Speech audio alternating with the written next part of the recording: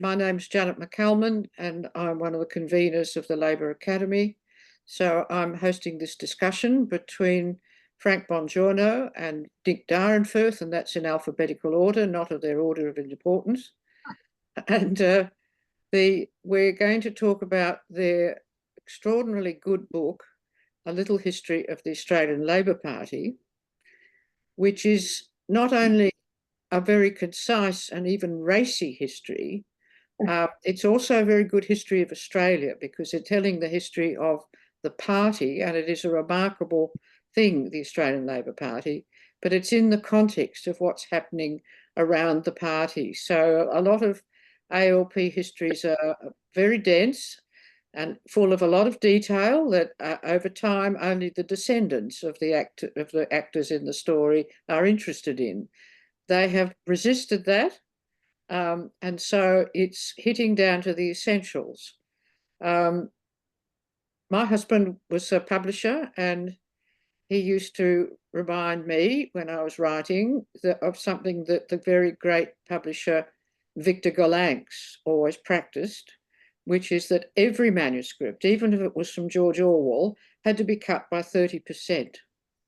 And everything was improved by that. And so doing things in little form actually focuses the mind and focuses on the essentials.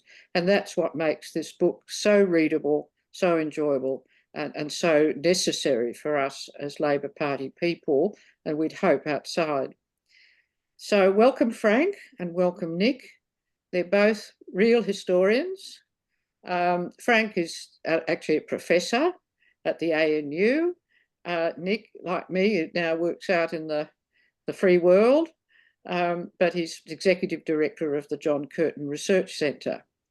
But Nick has a long history of writing histories of labour, politics, and the unions. He did a wonderful history of the Australian Workers' Union. Sorry, Sam, could you turn your microphone off, please? Thanks. And so and Frank has written extraordinary range of books, from a brilliant history of all of Australian politics called Dreamers and Schemers to a history of sex in Australia. So you can see he's a man of wide interests. But he's written an outstanding prize-winning book on the 80s, and he's got an ability to be an extraordinarily wise commentator, and frequently he also wins the internet in my book because he'll come up with something, a tweet which captures something dreadful that's happened, much less effective since Morrison disappeared out of our lives, but he's certainly been a star in that regard. And I'm going to ask them tonight to talk about the splits in Labor, because we have an extraordinarily enduring and successful movement, but it's also had some extremely difficult conflicts where people were driven apart by strongly and deeply held principles. And significantly, really, all of those great splits were driven by events from outside the country. So I'm going to ask them to talk about various splits in their order, starting with Nick, who's going to talk about the great split from the First World War, which ended Australian Labor's extraordinary entry into world politics in producing the first fully elected working men's government in the world. And by 1916, that had been blown up, along with all the people on the Somme. So, Nick, over to you. Thanks, Janet. I think we might get I think you wanted to talk about the controversy around Senator Payman's defection from the party. Yeah, we'll do that at the end. Yeah, but I would just, by way of introduction, there are sort of three great splits, but I was reminded as I wrote a piece for the Financial Review last week. The first split is actually in the 1890s over the matter of caucus discipline. There's basically, it's, the New South Wales Brigade get into Parliament and sort of immediately are sort of torn asunder by the question as to whether they support free trade or protectionism, and the two establishment parties which carried those banners. And then, there's a more formalised split in 1894 when Joseph Cook becomes the first of the so-called Labor rats. And I guess one of the reasons I'm bringing this up is um, the split, that first split, and these issues come up again in 1916 over conscription. Some of the issues are very familiar. It's about it's not just about conscription. There's a debate about Labor's particular, and I think extraordinary beneficial form of collectivist democracy. Now, it hasn't been a perfect system, but it's one of the reasons why the ALP has endured for 133 years. And, the questions which were raised in 1891, 1894 were very familiar to the participants in 1916. It was, there was questions about, well, who controlled the party? Was it, were MPs like the establishment MPs, which had dominated colonial politics, were they independent um, actors exercising free judgment, or were they servants of the broader movement, delegates, if you like, who were there to implement the Labor platform? And ultimately, that's how the system of the caucus pledge and discipline arose, because quick smart, these upstart Laborites, who had startled the political establishment first in New South Wales by winning sort of a quarter of the seats in Parliament, and they enjoyed success across the other colonies, more middling success in Victoria, which is Frank's area of expertise. But to survive, that there needed to be a framework where, there could be debate and discussion, but once an agreed collective decision was arrived at, that they would be bound by that collective decision of caucus, and also technically of conference, although Labor politicians and Labor leaders have often flouted the collective will of conference, and in between conference, national, federal and national executive. So I think it's important to understand what happened during 1916 and 1917. It didn't occur in a vacuum. The other thing we'll come back to sort of the nuts and bolts of what actually happened in 1916, 1917. But yeah, I think that there are two broader contextual points to make. One was there was an ongoing discussion about, the MPs were there was a sense of frustration. There was a sense of frustration in the broader Labor movement about the pace of change, even though Labor had achieved extraordinary things, such as forming the world's first colonial state government in Queensland in 1899, world's first national Labor or social democratic socialist government anywhere in the world in 1904, and then under Andrew Fisher, the world's first majority Labor government in 1910. And, there was also in New South Wales in 1910, Labor formed its first majority government, but that drew out these tensions between whether the MPs were servants of the party, or the movement, or had sort of flexibility to move. And Holman, ironically, was one of the brigade in the 1890s who had insisted upon a stricter form of discipline on the parliamentarians, chafed against the control of the extra parliamentary machine. So there are already tensions at play. And the other sort of underlying tension for the Labor movement was who did the ALP represent?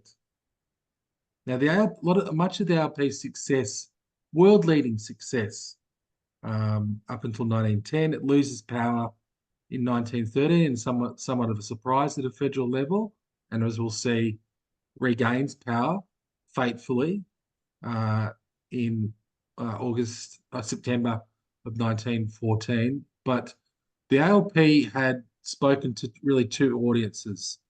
It was a working class party, and many of its collectivist, democratic collectivist traditions were taken from the organised working class and the labour movement. So the pledge, very much came out of the industrial movement's understanding of solidarity in the workplace, and of course the penalties for breaching solidarity. But it also made a very strong claim that it governed in the interests of all the people, or the Australian people. And obviously, this is this story that I discuss in my PhD, which later became my first book, Heroes and Villains. Often it conflated this idea of the working class with the people. This is something that Frank talks about as well. So there was a tension leading up to World War One. Well, what happened? What happened? The ALP and Labor movement had assumed, and their rhetoric reiterated this assumption, that the interests of the nation and the working class were identical, because the majority of the nation, the people, were working class. Now, there was some unresolved tensions there. What actually happened if the interests of the nation, particularly when they were bound up with the interests of the British Empire, which Labor, there was a dissenting thread, particularly in Victoria. But what happened when the interests of the class interests bumped up against national and imperial interests? And so you had the preconditions for the split already in place. The broad narrative is Joseph Cook, the Labor rat, then leading the Liberal Party, calls a double dissolution election in 1914. Whilst Andrew Fisher, who was the Prime Minister and led the opposition, World War One breaks out during the campaign.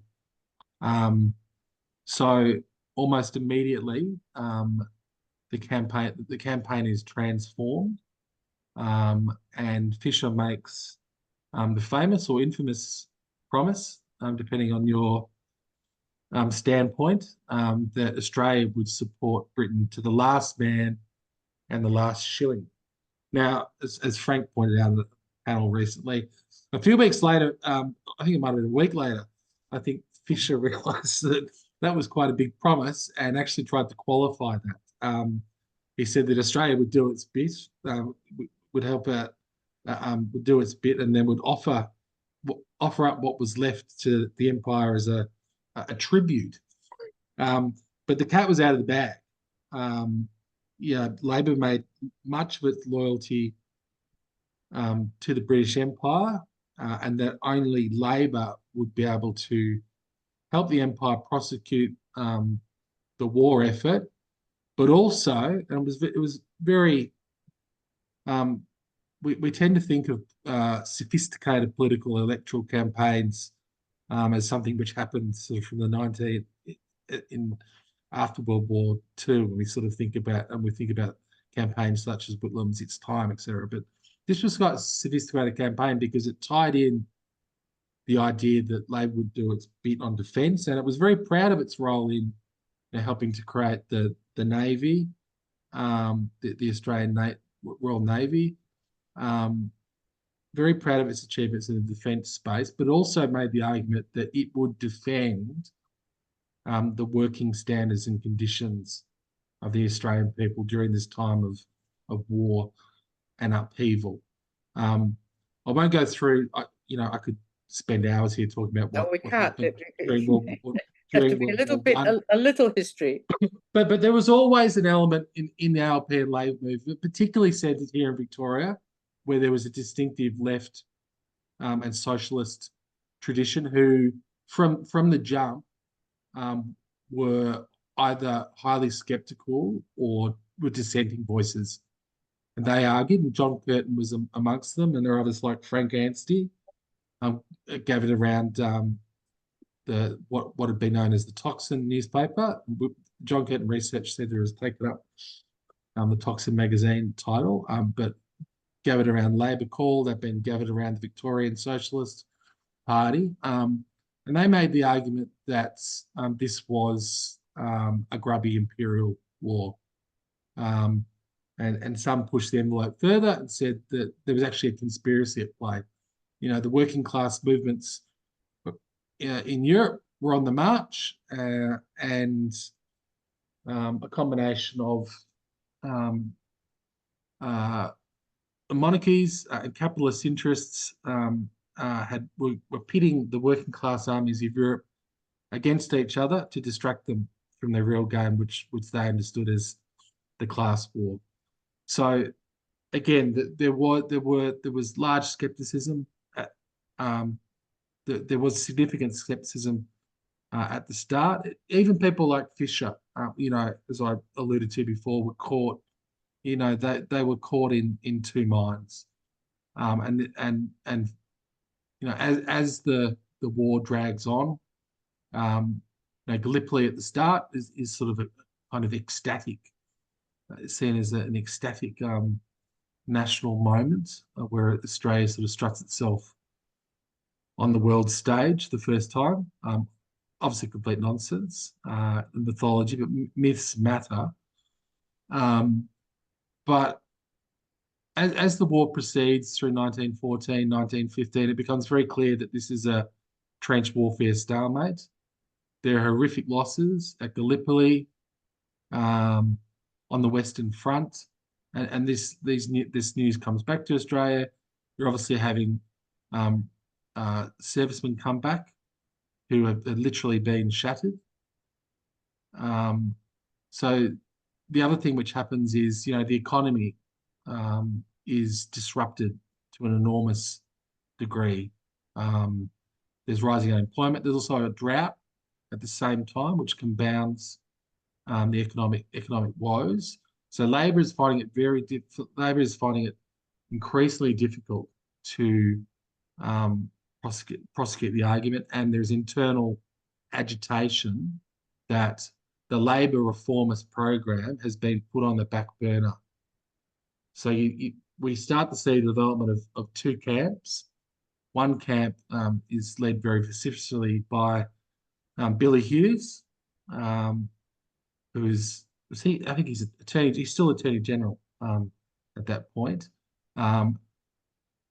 He and a number of others, argue that, during a time of war, Labor's reformist agenda needs to be put on the back burner. Laborites were particularly concerned about control of prices and income, particularly prices. That um,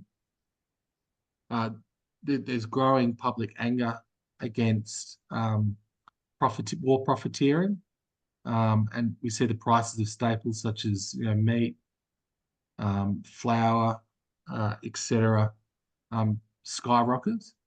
And Labor's plans are actually to put a referendum back to the Australian people, to give the Commonwealth power, to regulate the prices of these staples. Now, I'll come to the follow-up to that story, but a really significant moment, of course, is when Fisher resigns the leadership of the party in late 1915. He has been, he's found the war quite traumatic. He's found it increasingly difficult to hold together the federal party. There's increasing dissent in the federal party and across the state branches. and the union movement. And of course, bubbling along in the background is there is a growing clamour and calls for conscription because the Western Front is not going well. And the,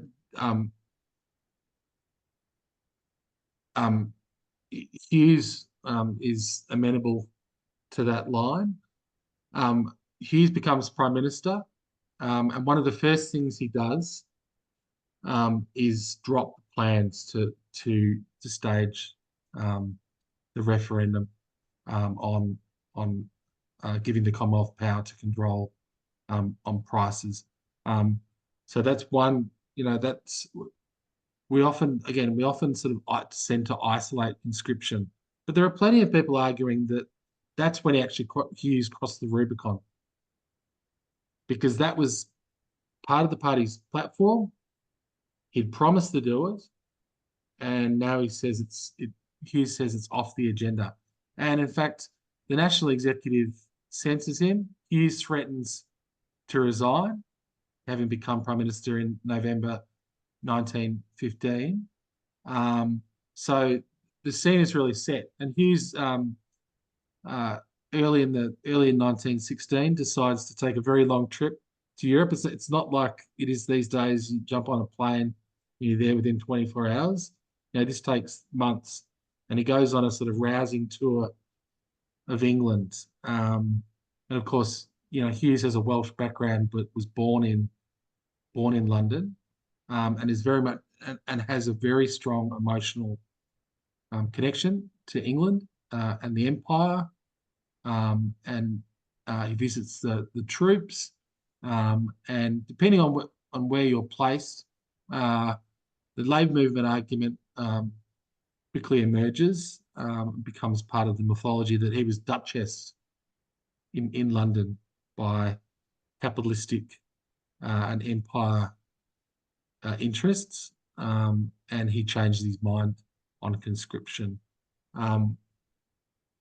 Whilst he's away in England, we'll need to speed up a bit, Nick, because I will. Yes, sorry, I am going to cut to the chase. I mean, the thing is also how much resistance there was to the. So war. I'm just going to whilst he's away, degree of industrial action. So you've got a society beginning, and yet at the same time you've got a very large number of people in Australia at that time who were born in the United Kingdom. Yeah, and that's home, and they're torn with loyalties, just as all migrants are, between their home country and the new country. So it's not that they land in Australia and instantly become Australian. They don't. They're Australian Britons. correct. Yes. So whilst he's away, the Labor movement basically mobilises against him. Now, I made the argument it's a bit more complex than that. The Labor Party's attitude to conscription. Conscription did not contravene the national platform at no stage. But Hughes is expelled from New South Wales branch of the party, and very quickly, by the middle of 1916, it's very clear that the Labor movement is opposed to conscription. And when Hughes returns from England, there's a very famous front cover of the Australian Worker newspaper, which has a photo of Hughes promising that he would never introduce conscription.